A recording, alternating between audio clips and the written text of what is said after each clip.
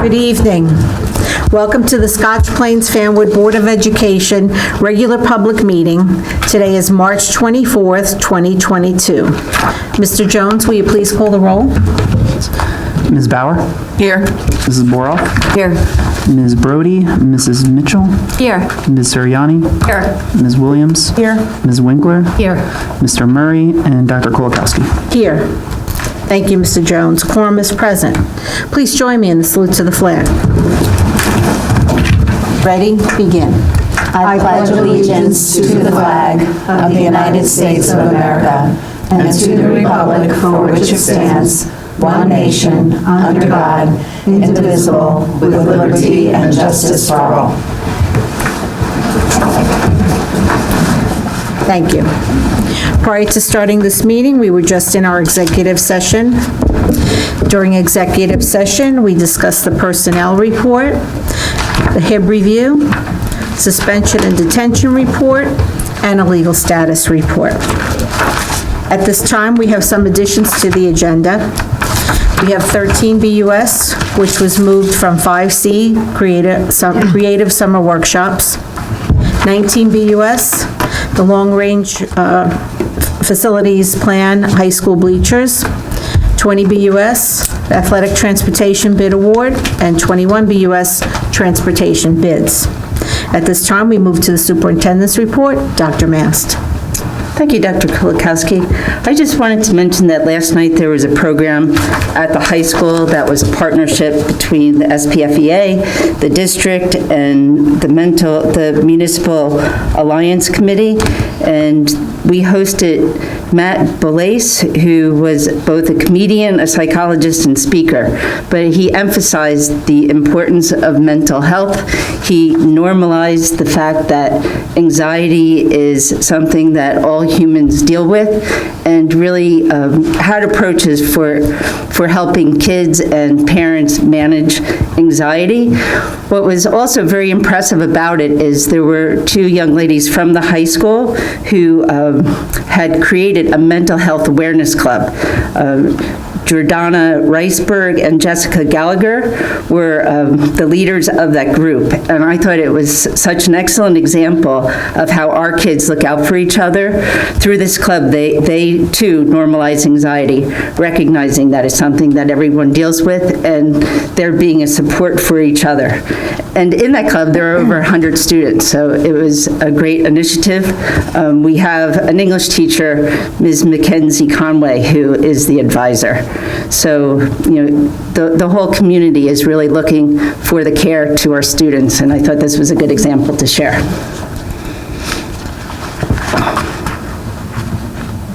I do have one more thing. It's not as exciting, but the district has been experiencing some phone issues.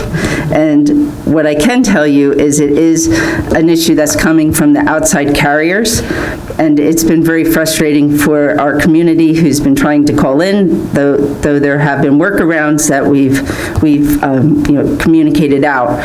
But it's also very frustrating for us because it's just a clunky system at the moment. But we are told that it should be resolved tomorrow. So Friday is going to be a good day regarding our phone system. All right, I'm finished now. Thank you, Dr. Mast. Okay, that brings us to the Business Administrator's Report. Mr. Jones? I'll defer my time to the budget presentation. Okay, Yep. thank you. So the board president announcement is the New Jersey Open Public Meeting Law was enacted to ensure the right of the public to have advance notice of and to attend meetings of public bodies at which any business affecting their interests is discussed or acted upon. In accordance with the provisions of this act, the Scotch Plains Fanwood Board of Education has caused notice of this meeting to be published by having the date, time, and place thereof posted at the Board of Education offices located at 512 Cedar Street, Scotch Plains, New Jersey. Such notice was also provided in written notice and forwarded to the Times, now known as the Union County Hawk, the Star Ledger, the Township Clerk of Scotch Plains, and the Borough Clerk of Fanwood in the revised annual notice of regularly scheduled meetings as adopted September 1st, 2021. At this time, we'll have instructional update, and first we have Mr. Mike Noriega and Jennifer Appleby from the Educational Enrichment Foundation to recognize the 2021-2022 grant recipients. Good evening, everyone. Good evening. Thank you, Dr. Madison, and to the rest of the board for having us here tonight. Jennifer and I are members of the Educational Enrichment Foundation of Scotch Plains and Fanwood, and our goal is to fundraise for our community. We're all volunteers, all parents in the district, with the hopes of fundraising for our teachers and for our students in order to improve the opportunities both through technology, innovation, and all kinds of classroom instruction where our teachers are writing for grant proposals and we are providing them with the funds for these wonderful and amazing programs that they are then bringing to the classroom. So we'd like to share with you a few of the $12,000 worth of grants that we awarded this year to our teachers in the district, if you would permit us for a few minutes. So the first grant we have is from Brunner Elementary School for Charlene Hall, Ellen Gorman, Jessica Brzezinski, Jenna Peppa, and Gabrielle Marino. The teacher, quite contrary, how does your vertical garden grow? With lots of kids and really cool technology. This is a grade 3 grant. Students will research plants and diverse cultures and enhance their technology skills by growing food using a vertical garden with the support of artificial intelligence.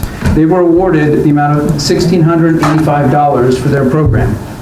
From Kohl's, we have Move to Succeed, Kimberly Lachiavo, Brianna Tafaro, Kaylin Franz, and Dr. Karen Weatherall, grades pre-K through 4, a whole school approach that will integrate sensory tools and strategies to help increase student self-regulation, decrease disruptive and distractible behaviors. This will impact all learners within the classroom and hallways by enhancing the learning environment and increasing student academic and behavioral successes across content areas. They were awarded $995. The McGinn Interacting with Robotics and Coding Through Hands-On Experiences and Nonfiction Reading, Dr. Sasha Slocum and John Lone. This was for grades 1 through 4 at McGinn. Students will gain access to nonfiction texts that supplement existing resources for coding and programming in the library and in classrooms. Students will learn about the evolution of interconnectedness of robotics materials. They were awarded $381. And for my part, the last one is from School 1, Expanding Musicianship Skills Through Orff Instruments, awarded to Lindsay Larson from School 1, and this affects grades 1 through 4, where elementary students' musicianship skills will be enhanced through the use of Orff instruments. Skills include performance music, reading written music, defining oral skills through performance, composing music, and enhancing creative thought. They were awarded $1,825. I lied, I have one more. This is from Terrell Storyworks, awarded to Elena DePaulo for grade 5. Scholastic's Storyworks publications will be used to encourage students to read different genres and to ignite interest in nonfiction reading.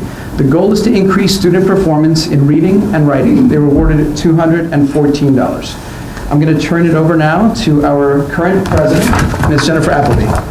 Hi, thank you for having us. And thank you to the business office for supporting our initiatives here. We've had lots of emails back and forth, so we appreciate that.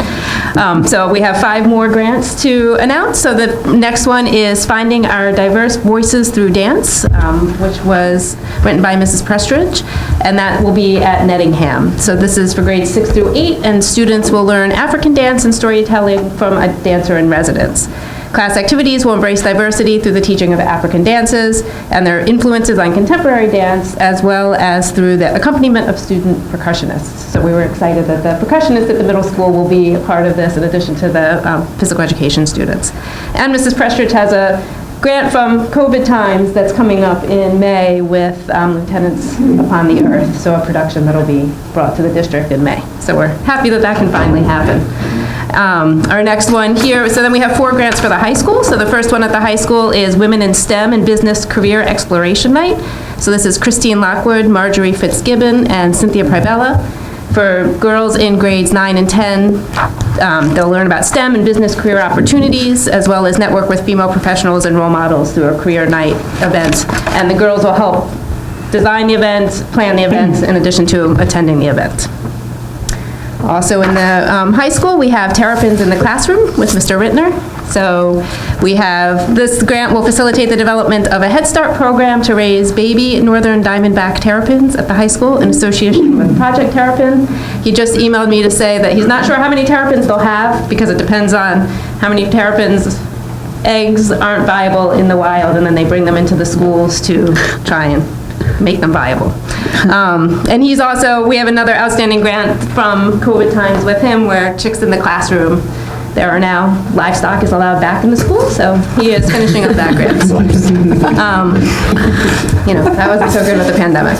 And then we have Reinforcing Radar Robotics 2022, RRR 2022, and this is Mr. Zucker Duffy, and then students Jason Tannenbaum, Jaslyn Navarro, Sanvi Suresh, Virginia Nanton, and Sarah Fevrer. And these are grades 9 through 12, and this was a student-led initiative, so we're really excited to have the students involved in this. To provide Radar Robotics more resources to better support its members throughout the learning process and help them in efforts of being STEM leaders in the district. And as part of their grant, they talked about reaching out to middle school and younger grades to learn about robotics. And then our last but not least is, we started with the garden, we're ending with the garden. This one's a regular garden, not vertical. So we're gonna have the Scotch Plains Fanwood High School Community Garden, which is Megan Whiteside's, Noelle Baxter, and Dr. Heisey. So the whole high school, grades 9 through 12. And a school garden will be established that will be used for a variety of academic and social emotional learning opportunities. It will help students learn life lessons about self-sufficiency and also provide many opportunities for community connections. So that, I didn't say the amounts for those, any of them. So I thought, so that one's $23,00.50. I can go back to the others for the amounts. So that brings us to a total of $12,334. Wow. Thank you. Thank you.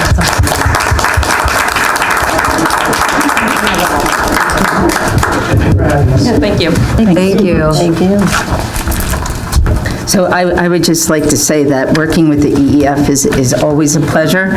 My favorite part is because it has now become, you know, an annual part of the culture.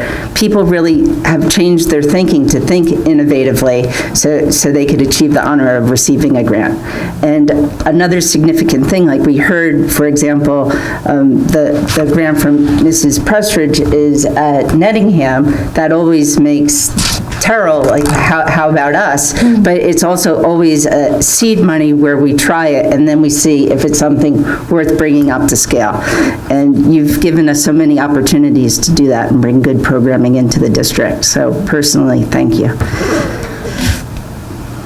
Anybody have a comment? I just wanted to say a little selfishly, not only do the students benefit in the schools, but they often come and present. So that's one of our favorite parts, is getting to not only hear what you funded, but also get to see the outcomes.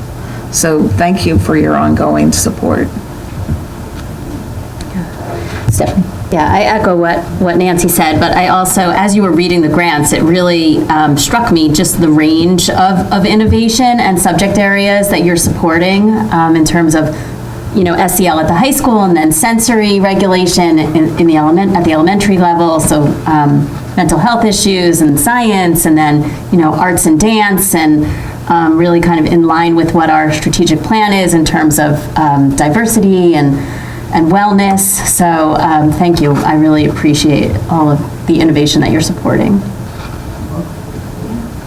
Any other comment?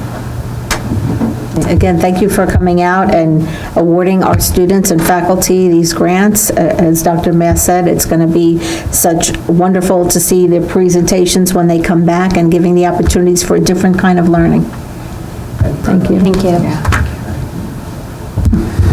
Okay, if no one has any other comments or questions, we'll move on to our second portion of instructional update, which is the 2022-2023 proposed school budget presentation by Christopher Jones. And friends. And friends. We're going to take seats in the audience. So we can see from here. We can see from here. Nancy just changed all the rules. Oh, okay. We can see them. I just have to let the big wigs come in.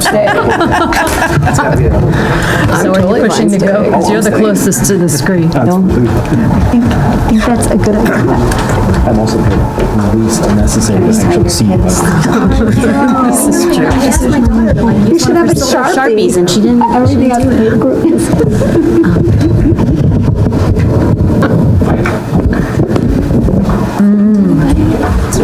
So funny. Maybe I'm just chasing my obnoxious dog down South Avenue. So we can find a French bulldog running down South Avenue. Feisty one. Might be easier to see with the lights out. Go, Chris. I do. Better. Yeah.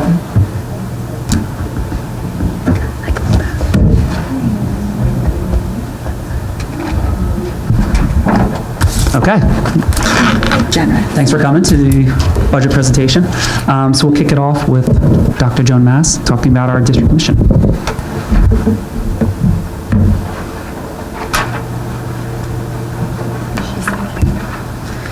So all of the work that we do here in the district, we always bring it back to the anchor of the mission. So I'm just going to read it so we could let it sink in.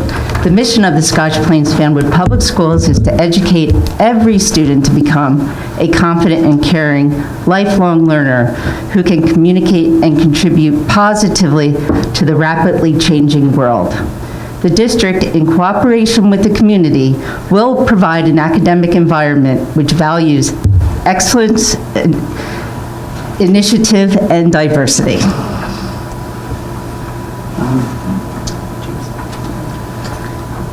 And now I'd like to introduce James Canellis, our Assistant BA.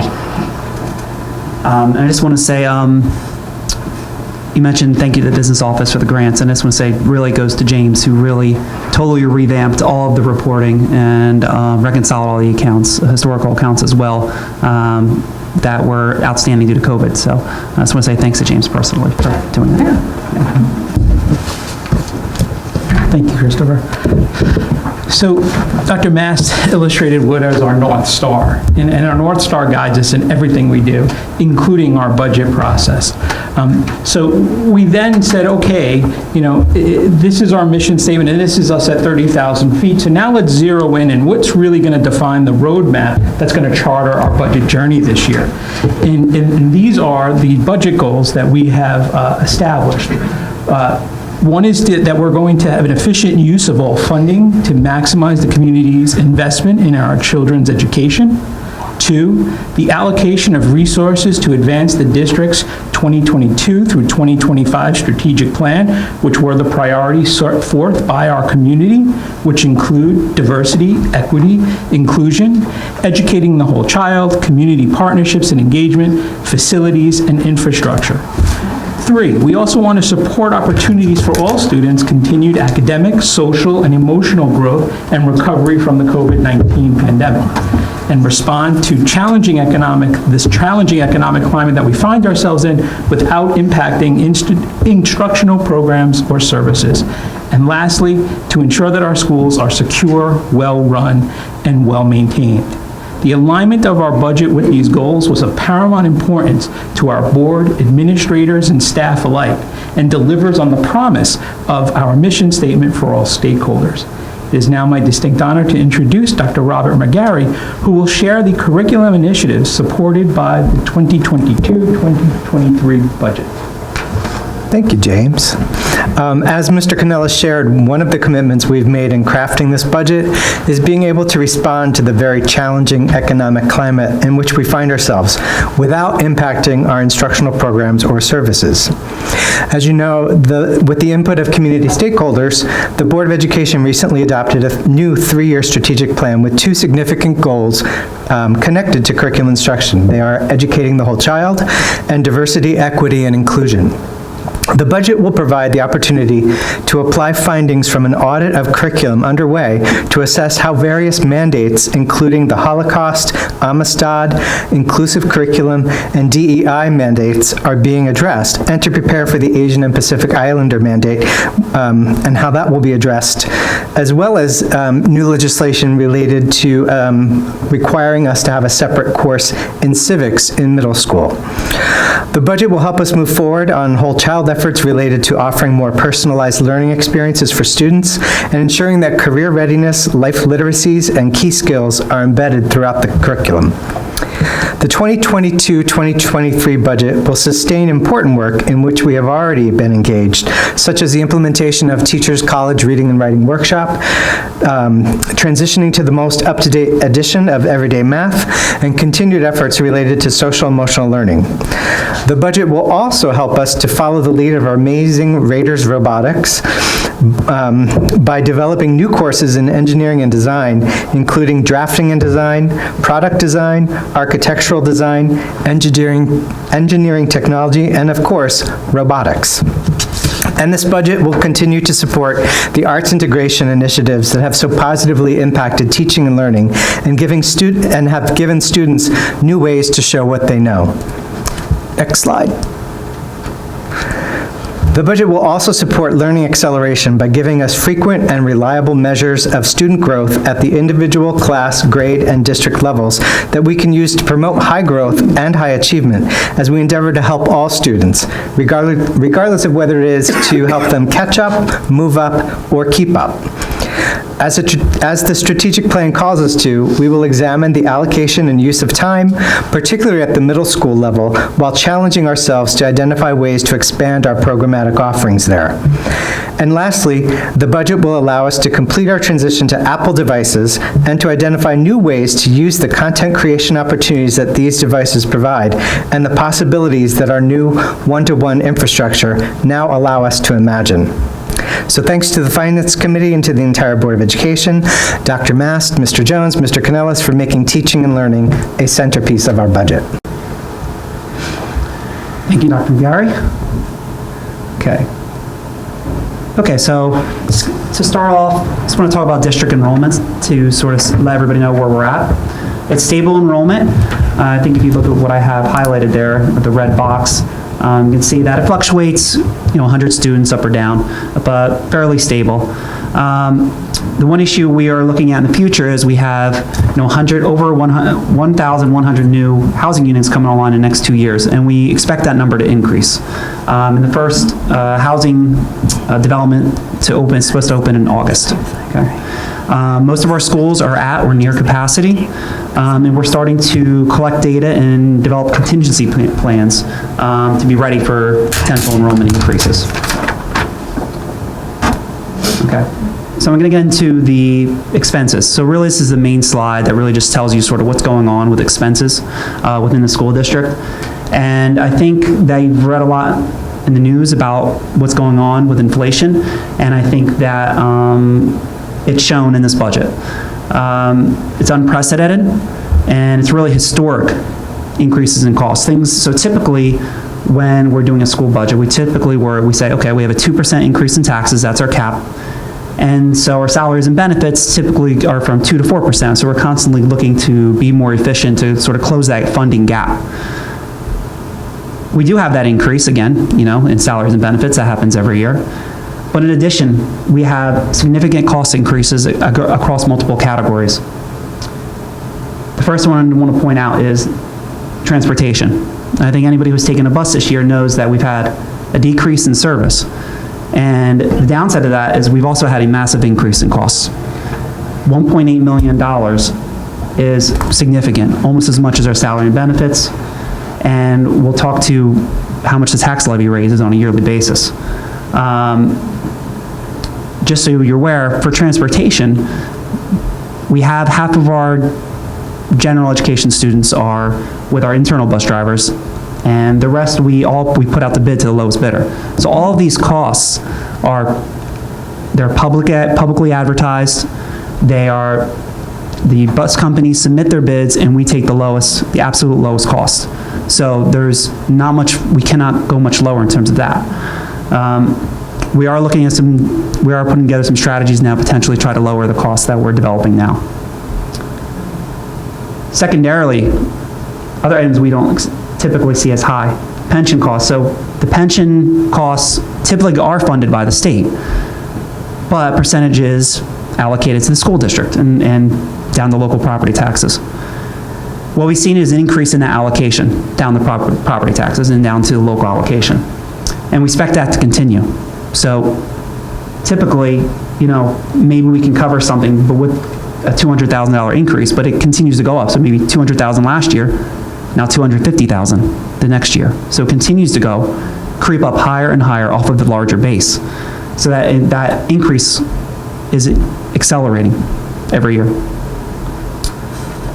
Utilities and insurance. I mean, natural gas prices increased by almost 50%. I think most people are seeing that in their homes. This is something that we usually typically stays flat or up 1%. In addition, our insurance costs generally fairly stable. For our insurance costs for workman's comp, we do a pooled insurance cost. So it's pooled with multiple districts around the state in order to lower costs. But because of the pandemic, there was a significant increase in workman's comp claims due to either having COVID or family members having COVID that allowed them to stay out of work. And so we're seeing a dramatic increase in those costs as well. So in all other expenses other than these, we're holding flat. But the issue we're having there is because of inflation, we are losing purchasing power. And it's not just, to give an example, so it's not just, for gas, it's like, last month we paid $3, now we pay $4 a gallon. That's sort of how most people think of inflation. There's also supply chain inflation. And the way that works is, typically one example we had was we have specialized microphones in the schools that are required for certain students. And they're not simple like this, they're more advanced. Typically, when battery goes out, we replace the battery, and that battery is $100 to $200. Well, we weren't able to secure the batteries. And because this is required for the student by the state regulations, we had to go out and buy a brand new microphone, which was over $1,000. And so little things like that are taking away from the budget. So like I mentioned, we are doing cost mitigation planning has started, and we'll continue to work on those efforts. So this next slide sort of sums it up pretty nicely. So sort of pie chart we put together every year, and really points to, salaries and benefits are, 72% of your budget. We have other expenses up there, 20%. But our main increases, what I have highlighted there in red, they're only 8.4% of our total budget. They represent 50% of our total increase in costs. It's something that, we never say, never. And this is some of the highest increases in costs that I've seen, not only in school districts, but I used to work in corporate finance in my former career as well. The other costs that we have on here, the other expenses is 20%. I'm gonna have another slide on them. There's a lot of, because that is made up of, a lot of items. The next slide's a little busy. So I'll highlight a few items, but there's a lot going on there. We'll post this on the website and you can review. So here's the other expenses that I mentioned that we're holding flat, essentially flat. And the biggest driver really is your out-of-district tuition and your special education services, such as occupational therapy, physical therapy for our students. And really we have a limited flexibility related to those costs. In addition, we continue to see technology costs increase as students demand more hardware and software. In addition, we continue to enhance our cybersecurity efforts. We have we're working with our insurers to make sure that we mitigate any risks we have. We recently went to dual identification to be able to log onto our computers. That's rolling out now. And there's going to be additional items that we're going to need to purchase over the coming years. The majority of our purchases are done through a competitive bid process. So the state runs a competitive bid process for items. So let's just say wax for the floors, for custodial supplies, things of that nature. And the state does a statewide bid for the lowest cost. And then we can use those vendors. So we use those vendors in order to supply, they get their lowest costs. In addition, we go through, there are county educational service commissions for items that we typically can't get through those New Jersey state contracts. They do their own competitive bids, and we use those as well. And that is to maximize our funds. So I know if you have a home and you have done any work recently, you know that contractors that we're using for them, the costs they're up. It's hard to find a contractor, first off. And then when you get your estimate, it's significantly higher than what you expected. For us, we do have, because we use our own staff, we do have stable maintenance costs. Because what it does is our external contractor use is minimized. So it's always better to fix something than replace it. So we can fix it with our staff. Okay. So how do we pay for all this? This is extreme. So we got some good things going for us to help us. So just to come back to, we see the 2% there that I have circled. That's a tax increase, 1.9 million. And just go back to the previous slides here. You can see transportation 1.8, 2.4 salaries and benefits, significant costs. But our tax levy only covers 1.9. So how do we close the gap? So the good news is state aid just got announced a couple weeks ago, and we had what I would say a historic increase in state aid, high, 1.1 million. That's over 20% in the state aid, but cumulative in addition. So we have state aid and extraordinary aid. State aid is what I just mentioned. Extraordinary aid is additional state funding for our special services. And that's we're taking up 800,000. So cumulatively, 1.9 million increase in state funding. But that still leaves us short to cover our budget. So what we'll have to do is increase our fund balance. Our fund balance acts as our reserve. The good news on that is we've increased our reserve the past few years as the governor has relaxed some of the rules on the amount that we can put in our reserves. So we've built it up.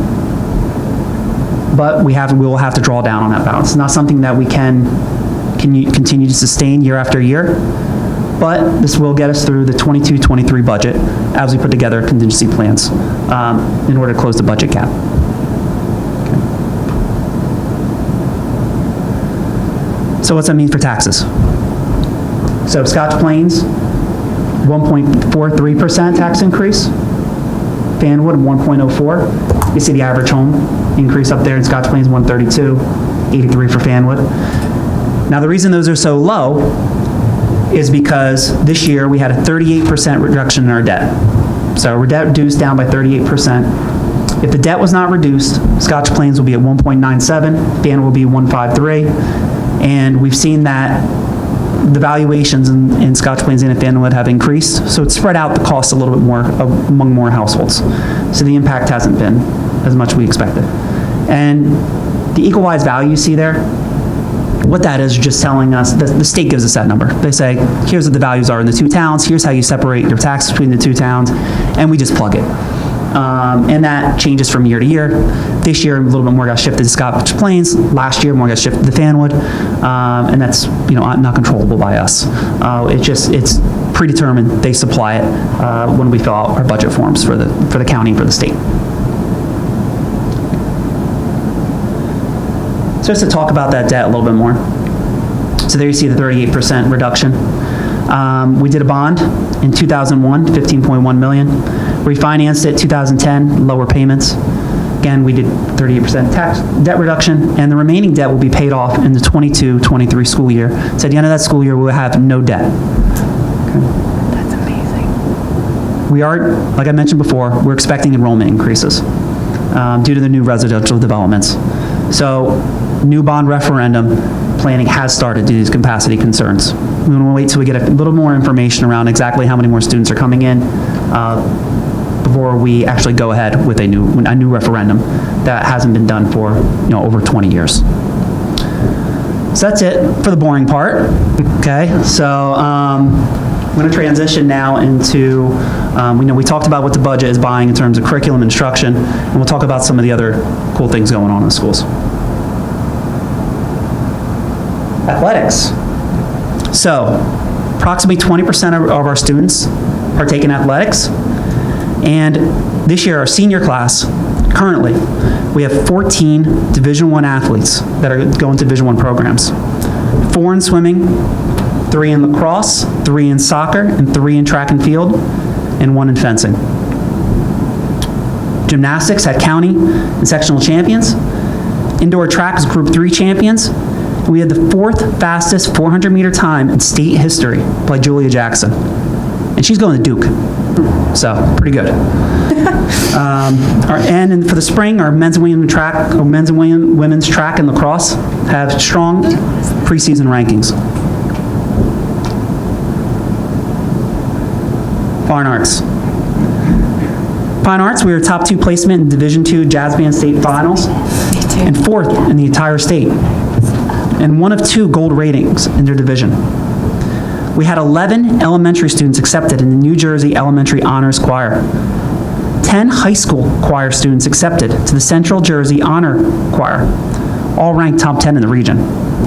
And 5 of those were the high school choir students accepted in the New Jersey All-State Choir, and 3 of those were top 5. So a great year in fine arts. So now I'd like to turn it over to finish up the presentation, Dr. Joan Mass.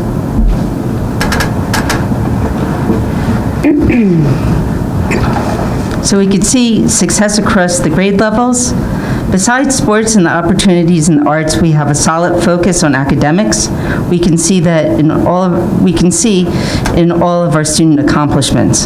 This year was a huge growing year for the Raiders robotics team. In February, they were part of a winning alliance at the NENE League tournament and went on to compete in the New Jersey State tournament. The 9th grade biology students, the Space Gals, who were here at this board meeting the last time, received national recognition for their experiment that will be tested on a suborbital rocket as part of the NASA Tech Rise Challenge. And 2 SPF seniors, Adika Fatak and Victoria Solsky, were named as National Merit Scholarship finalists, putting them in the running to receive a merit scholarship and award of $2,500 or a corporate-sponsored or a college-sponsored award of varying amounts.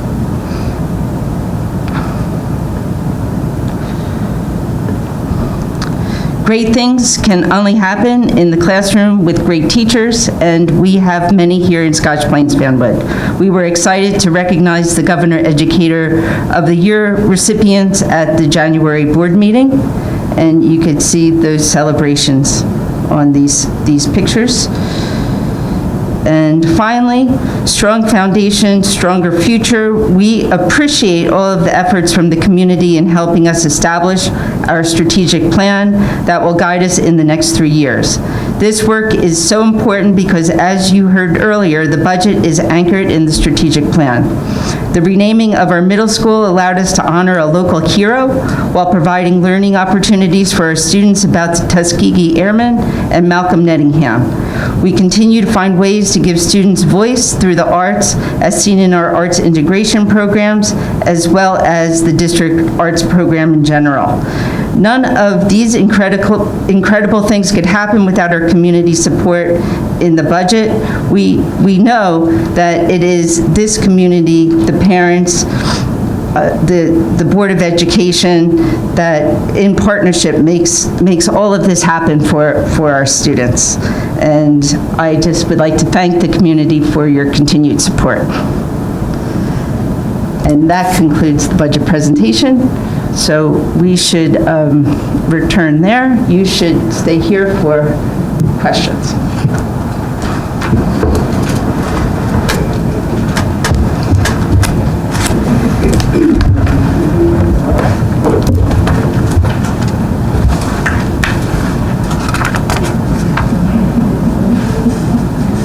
Motioning for the budget. Is your on finance? I can.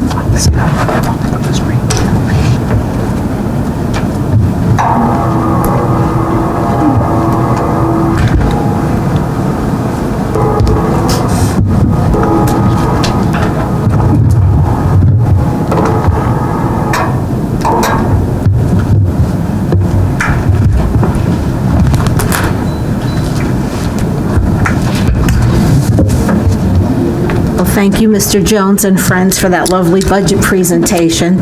The slides were very clear, and I can appreciate all the hard work that you all went through to put that together. Does anybody on the board have any questions or comments for Mr. Jones regarding the budget?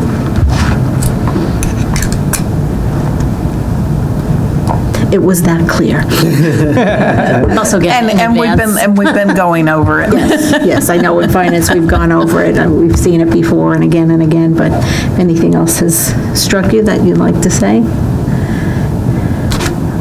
I mean, I would just like to say that Mr. Jones did a great job with his first budget presentation, and it was very clear, and the slides were very clear telling the story, I think. So thank you and James for your work on that. And Dr. Mast and Robin and Jamie, who wrote all the Yes. pictures and everything else that was put into there. Okay, if there are no further questions, then we can... Can I make a motion? Oh, well, let's let everybody get to their seat. Oh, okay.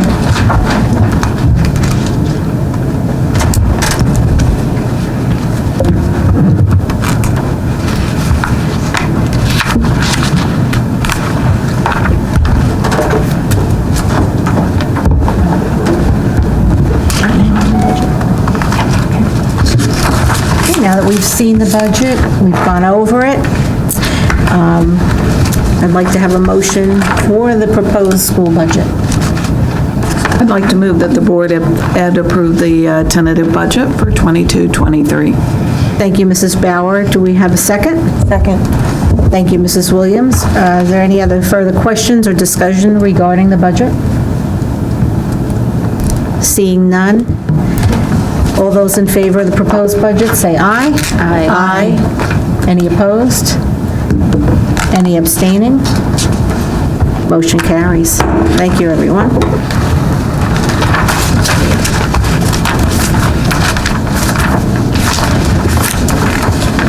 Okay, that brings us to our first public comment portion. In accordance with the Scotch Plains Fanwood Public School Bylaw 0164-0165, the meeting will be open for 15 minutes for public comments. The maximum is 3 minutes per speaker. Speakers addressing superintendent items, business functions, and other board business will be heard first. If time remains, speakers may address other matters. Speakers, please come up to the podium, speak slowly and clearly in order to state your full name and the town in which you reside. Please note that board members cannot respond regarding concerns with individual students or staff members, and such matters should be addressed with the superintendent's office. So if you'd like to make a public comment, please come to the podium at this time.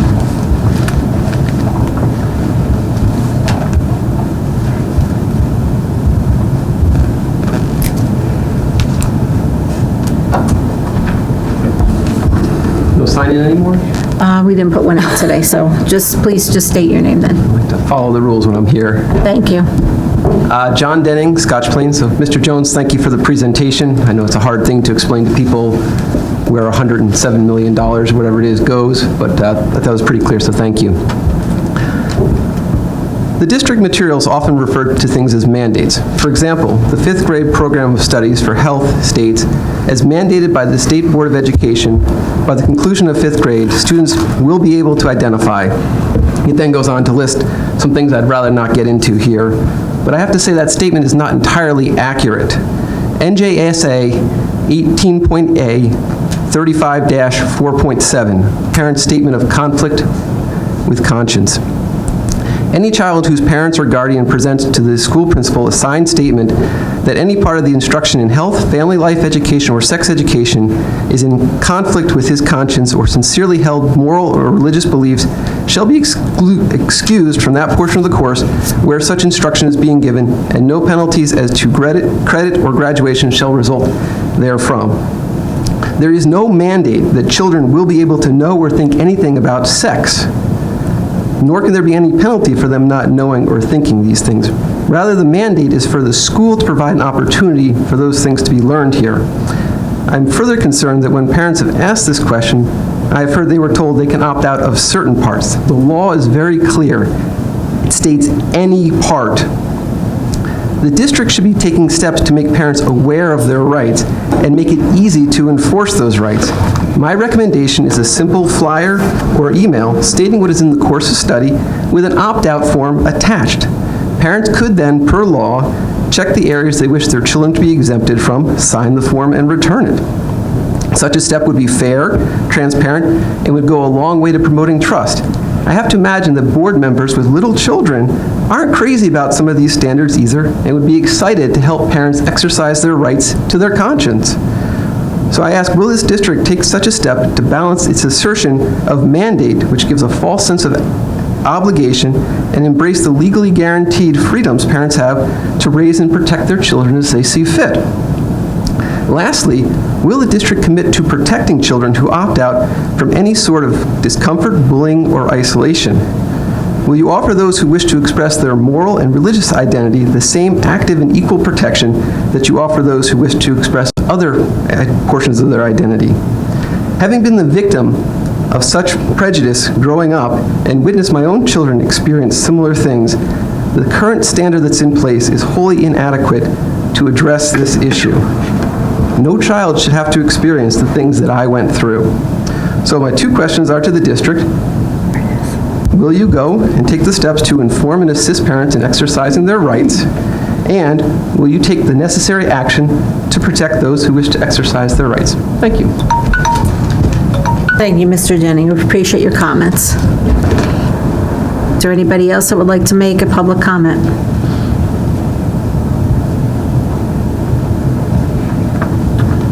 I'm really nervous. Thank you for coming. I'm Susan Hackett from Scotch Plains. Thank you. I spoke to Dr. Mass today regarding the concerns I have about the new sex education curriculum. She did her best to assure me that the district is not taking this new curriculum lightly and that the district is not contracting with any outside groups to implement this. She said that the district is going to have parent information sessions later on in the summer or fall once the district gets a handle on the curriculum. She also said that she is in no rush to implement this new material, which was refreshing to hear. Although I am grateful that Dr. Mast heard me out, I feel like the BOE also needs to hear my concerns. After reading the new standards that were adopted in 2020 during the pandemic, I felt the urge to stand up for our kids and the innocence of our kids. To be quite honest, I'm shocked and disgusted at the crap that this state wants to teach our children at such a young age. Why can't kids just be kids anymore? Why is all of this necessary? Why does a first or second grader need to be able to identify a vagina or a penis? Why does a seventh grader, who I have now and as next year an eighth grader, she's gonna have to talk about oral and anal sex in class? Doesn't this sound absurd? These conversations should not be happening in school.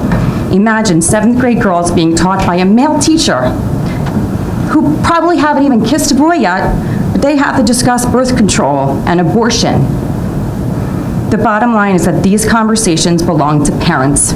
They belong in our homes and not with some random health teacher. Which brings me to my point.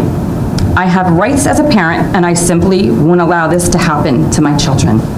Like many parents I've spoken to, I want to be notified when these lessons will be taught, and I want the option to opt my children out.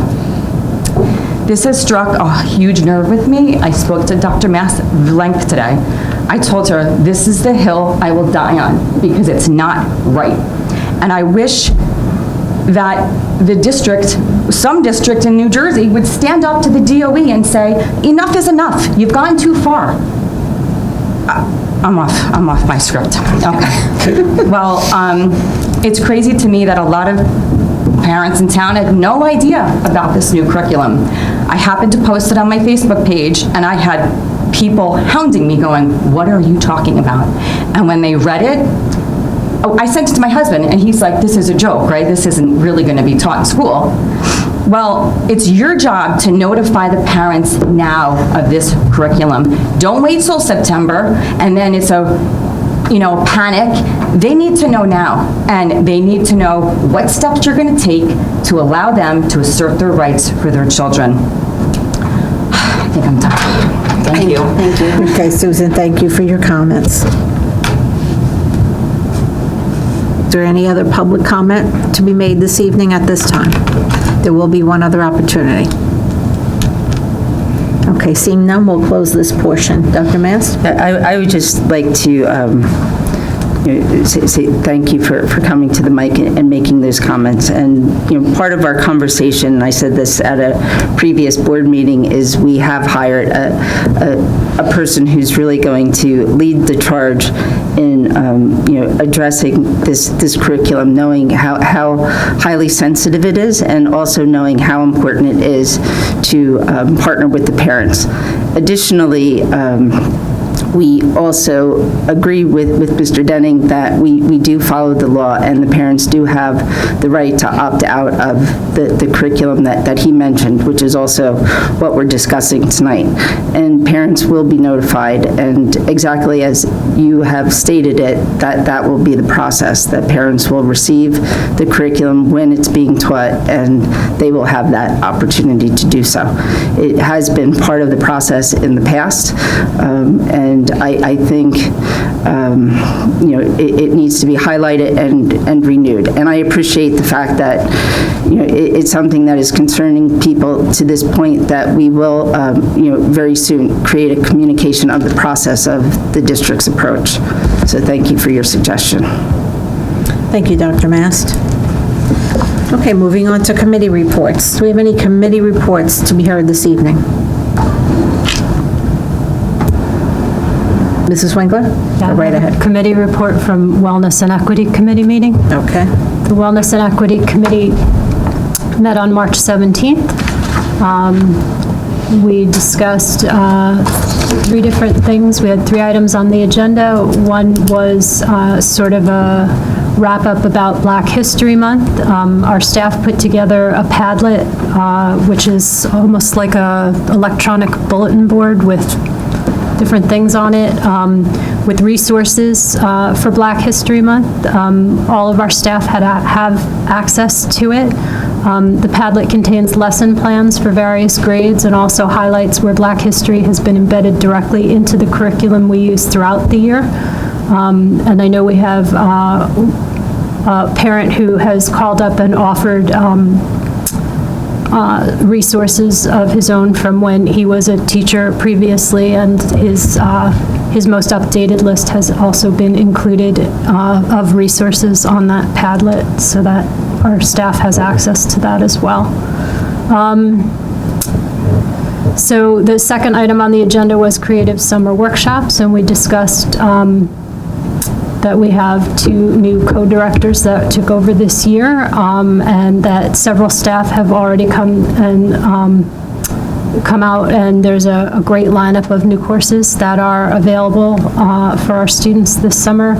I know it's elsewhere on the agenda, so I won't get too into that for now. But and then the third item on the agenda was CPAG, the Special Education Parents Advisory Group. Sort of just checking in to give us an update on where things were at with that. The group has been toggling back and forth between in-person meetings and Zoom meetings in order to better accommodate everyone. Mrs. Rabimbis, along with Mrs. Temesco and Ms. Panino, have been attending the meetings, really personalizing, giving a face to our special services team. Parent feedback has been positive. The group has been a real resource for parents, connecting them to each other as well as to our special services team. Each of the schools has a representative that comes to the meetings, and they coordinate back to those schools through the PTAs. The next meeting will be a discussion about the extended school year assignments, hopefully building familiarity with the processes and the timelines and an understanding of how extended school year is connected to the IEP process. And our next meeting will be Thursday, April 14th. Thank you, Mrs. Winkler. Are there any questions for Mrs. Winkler? Just one clarifying point, that meeting about the extended school year happened. Oh, it was great. Okay, thank you, Dr. Mast. Thank you, Mrs. Winkler. Any other committee reports to be heard? Well, finance did meet, and you heard our report. But student activities also met. Okay. And so several of us were there, but our chair and sent us the report. There are a lot of fundraisers going on for the seniors.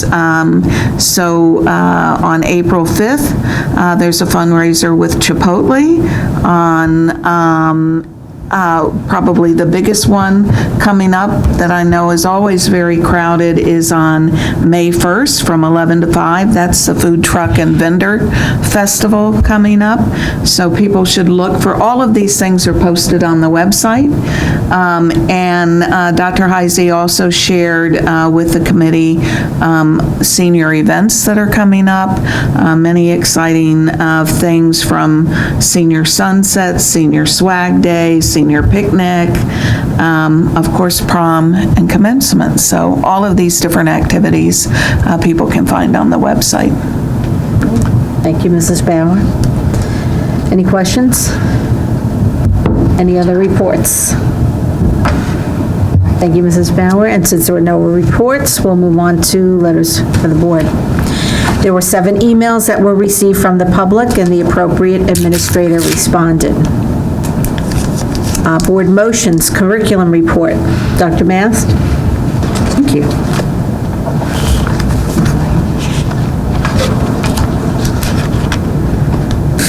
So 2C, I would like to ask the board to approve the HIP cases that we discussed in executive session on March 10th. And 4C, I would like to ask the board to approve the field trips that are listed there. And 5C, I would like to ask the board to approve the Creative Summer Workshop offerings. Okay, do I have a motion?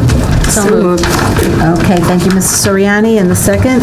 Boroff. Thank you, Mrs. Boroff. Any question or discussion? Can't speak anymore. Seeing none, all those in favor? Aye. Any opposed? Any abstaining? Motion carries. Personnel report next, Dr. Mast. Yes, I'd like to ask the board to approve the superintendent's recommendations for the personnel report that we discussed in exec this evening. Okay, do we have a motion? So moved. Thank you, Mrs. Winkler.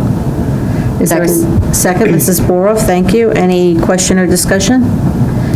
Mr. Jones, will you please call the roll? Ms. Winkler? Yes. Mrs. Boroff? Yes. Ms. Bauer? Yes.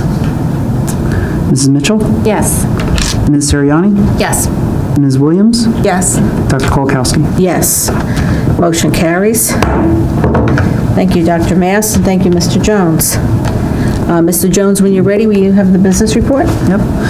Number 3 is the renewal for our visitor management system. Number 5 is to approve a donation. Number 6 is our monthly fire drills. Number 7 is our monthly financial reports. Number 8 is our monthly account reconciliations. Number 9 is our bills. Number 11 is a special education vendor that we use every year. Number 12 are the grants that were previously presented. Number 15, or 14, staff training. Number 15, another related service, special education. Number 16, disposal of books. Number 17 is our Ellie grant. We get this amount every year. It's for our preschool funding, and it's the same amount every year. Number 18 is a renewal for our auditor. Number 19 is just an addition for the bleachers, our long-range facilities plan. Just saying that we need to do it at some point in the next 5 to 10 years. Number 20 is approving a bid that we went out to bid for our tennis busing, and that came back, so we're approving that. And 21 is our transportation routes for general education. And so number 21 is interesting as it relates to the budget. budget. Typically, this motion is on the board as just an annual renewal for CPI, which is, 1.5% increase. But because it's their right, they want to rebid every single route that we do. So hence why the increase in the budget. Okay, thank you, Mr. Jones. Do we have a motion for all the business items mentioned? So moved. Thank you, Mrs. Winkler. Is there a second? Second, Mitchell. Thank you, Mrs. Mitchell. Any further question or discussion on the items Mr. Jones just? I have one question. Yes, Mrs. Soriani. I'm just wondering, Mr. Jones, for the books that are being disposed of, do we donate those anywhere, even if we don't have use for them? Do we feel like? They always, before they submit, they do that. So there's probably more than 29. There's probably significantly more. And they do donations, and these are the ones, a lot of them are like repeats. They have multiple versions and things of that nature. But they always, before it comes to us, that's always done. Yeah. Okay, any other question or discussion? I'd like to acknowledge the donation to, Evergreen? I see it was an anonymous donor, but to Evergreen Elementary for art, music teacher, classroom supplies. Which item was that? 5 US. Okay. So although it's anonymous, we want to acknowledge it and say thank you. And it'll be put to good use. Maybe we can have an update on how it's used. Okay, thank you, Ms. Mitchell. Any other question or comment? Okay, we had a motion and a second. All those in favor? Aye. Any opposed? Any abstaining? Motion carries. Thank you, Mr. Jones. Board policies, I don't see any listed. Thank you, Mrs. Winkler. New board business. There are no new business at this time. Other board business, liaison reports. No one has a liaison report? All right. Then that brings us to 2 OBB, request to attend workshops, workshop reports. 3 OBB was moved to 18 BUS. 4 OBB, this should be starred because we did not approve this last time.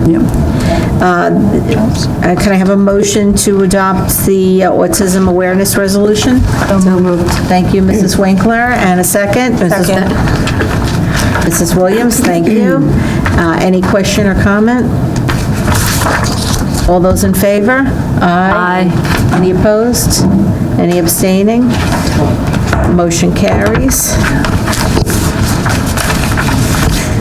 And then that brings us to the minutes which were approved last meeting and public comment. In accordance with the Scotch Plains Fanwood Public School Bylaw 0164-0165, the meeting will be open for 15 minutes for public comments with a maximum of 3 minutes per speaker. Speakers addressing superintendent items, business functions, and other board business will be heard first. If time remains, speakers may address other matters. Speakers, please come to the podium, speak slowly and clearly to state your full name and the town in which you reside. Please note board members cannot respond regarding concerns with individual students or staff members, and such matters should be addressed with the superintendent's office. So if you'd like to make a public comment, please come to the podium at this time.